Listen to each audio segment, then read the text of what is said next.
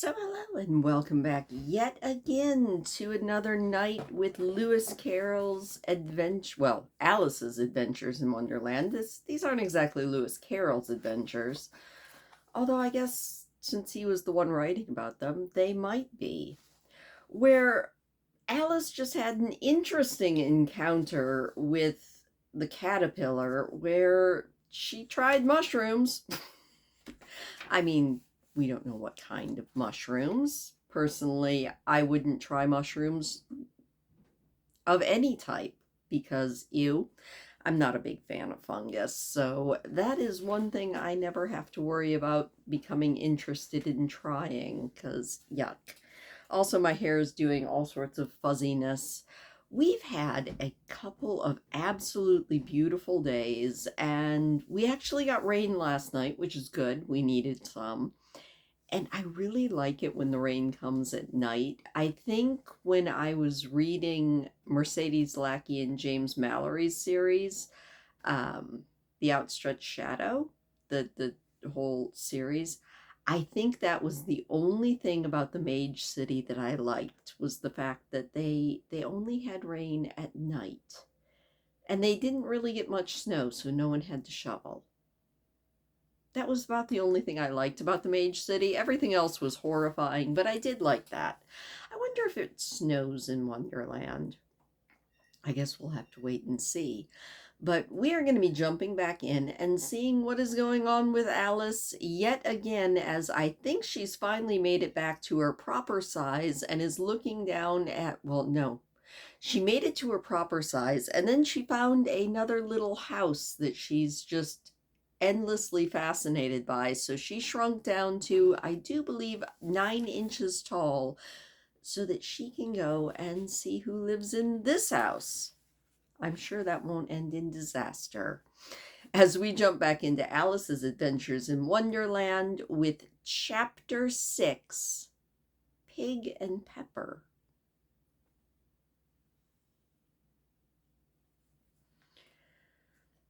For a minute or two, she stood looking at the house and wondering what to do next, when suddenly a footman in livery came running out of the wood. She considered him to be a footman because he was in livery. Otherwise, judging by his face only, she would have called him a fish. And he rapped loudly on the door with his knuckles.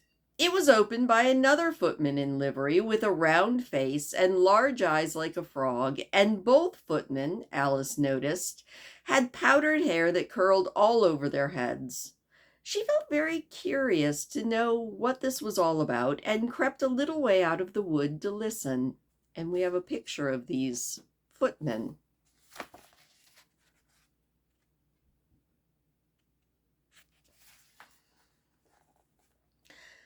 The fish footman began by producing from under his arm a great letter almost as large as himself, and this he handed over to the other, saying in a solemn tone, "For the Duchess, an invitation from the Queen to play croquet." The frog footman said in the same solemn tone, only changing the order of words a bit, "From the Queen, an invitation for the Duchess to play croquet." Then they both bowed, and their curls got tangled together. Alice laughed so much at this that she had to run back into the wood for fear of their hearing her, and when she next peeked out, the fish footman was gone, and the other was sitting on the ground near the door, staring stupidly up at the sky. Alice went timidly up to the door and knocked. "There's no sort of use in knocking," said the footman. "And that for 2 reasons. First, because I'm on the same side of the door as you are. And second, because they're making such a noise inside, no one could possibly hear you." And certainly there was the most extraordinary noise going on inside. A constant howling and sneezing, and every now and then a great crash, as though a dish or kettle had been broken. "Please then," said Alice, "how am I to get in?" "There might be some sense in your knocking," the footman went on, without listening to her, "if we had the door in between us. For instance, if you were inside, you might knock, and I could let you out, you know." He was looking up into the sky the entire time he was speaking, and this Alice thought decidedly uncivil. "Maybe he can't help it," she said to herself. "His eyes are so very nearly on the top of his head, but at any rate he might answer questions. How am I to get in?" she said again out loud.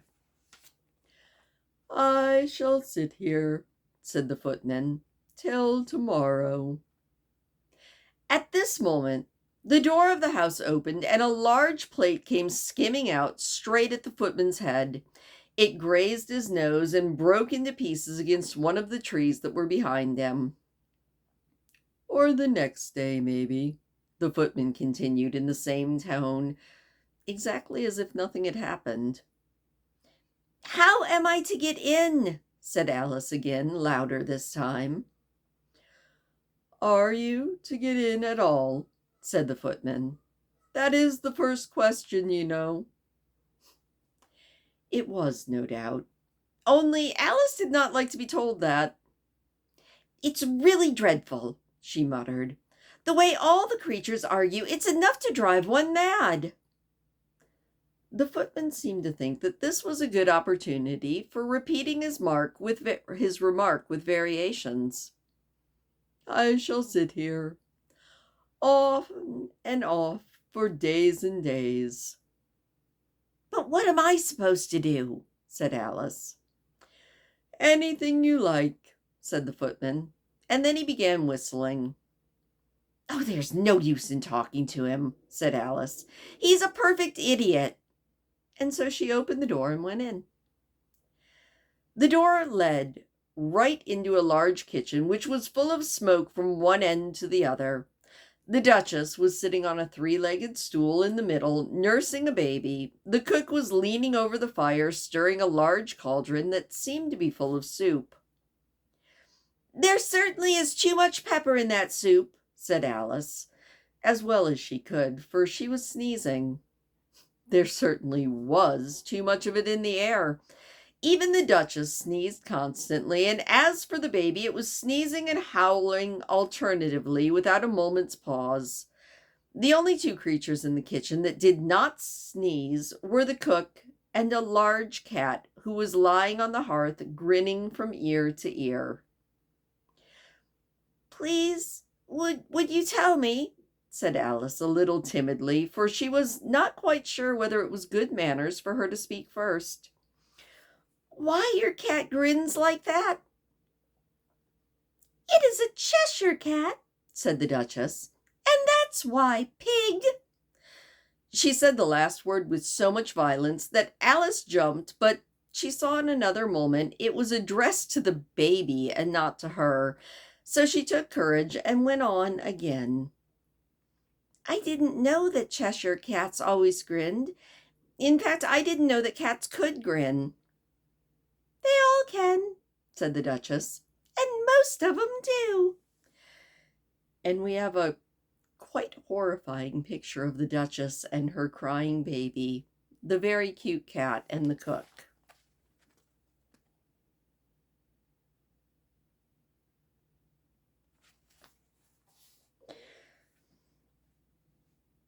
"I didn't know that any cats grinned," said Alice, very politely, feeling pleased to have gotten into a conversation. "You don't know very much," said the Duchess, "and that's a fact." Alice didn't like the tone of this remark, and thought it would be good to introduce some other subject of conversation.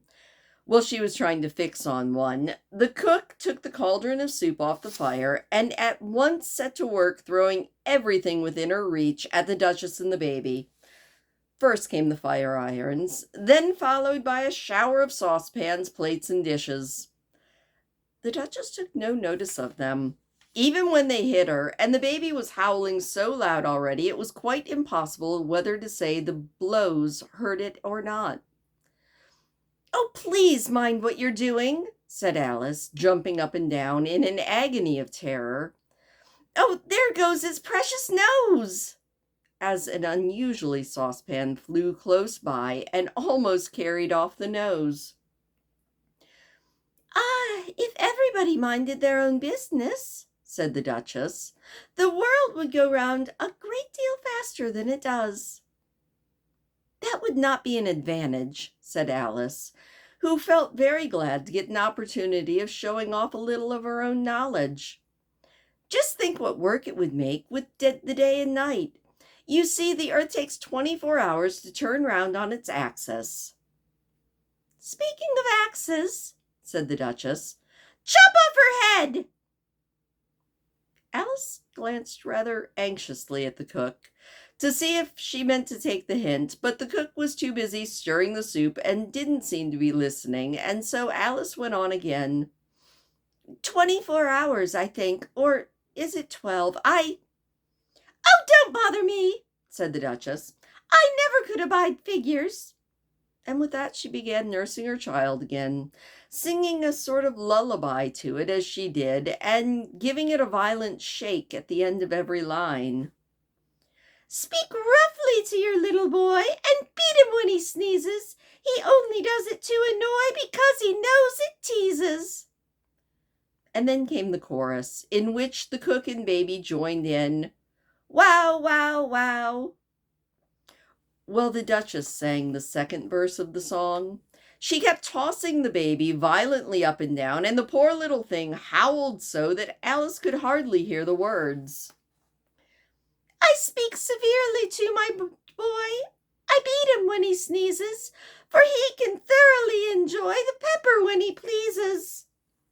And then they all joined in the chorus. Wow, wow, wow. "Here, you may nurse it a bit if you like," said the Duchess to Alice, flinging the baby at her as she spoke. "I must go and get ready to play croquet with the Queen." And then she hurried out of the room. The cook threw a The cook threw a frying pan after her as she went, but it missed her. And we have Alice and the baby, who does actually look a lot like a pig, as our illustration.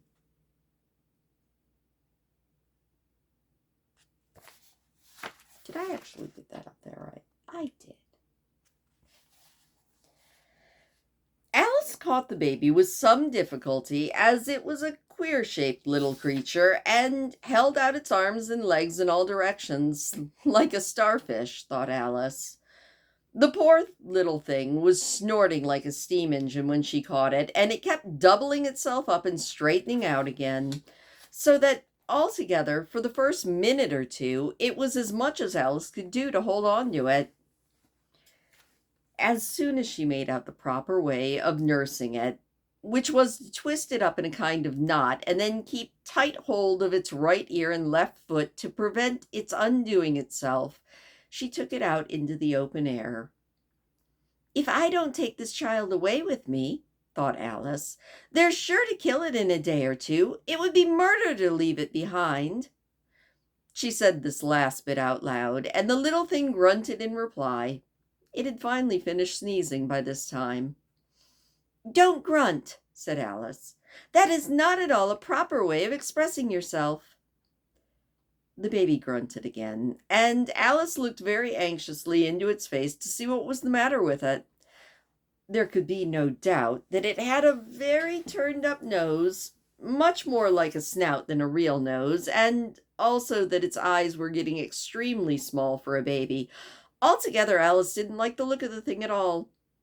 Maybe it was just sobbing, she thought, and looked into its eyes again to see if there were tears. No, there were no tears. "If you're going to turn into a pig, my dear," said Alice, "I'll have nothing more to do with you. Mind now." And the poor thing sobbed again, or maybe it grunted. It was hard to say which. And they went on for some time in silence. Alice was just beginning to think to herself, "Now, what am I going to do with this creature when I get home?" when it grunted again so violently that she looked down into its face in alarm. This time there could be no mistake about it. It was neither more nor less than a pig, and she felt it would be quite silly for her to carry it farther. So she set the creature down and felt quite relieved to see it trot away quietly into the woods. If it had grown up, she told herself, it would have made a dreadfully ugly baby. But it does make a rather handsome pig, I think. And she began thinking about the other children she knew who might do very well as pigs, and she was just saying to herself, if one only knew the right way to change them, when she was a little startled by seeing the Cheshire Cat sitting on the bough of a tree a little ways off.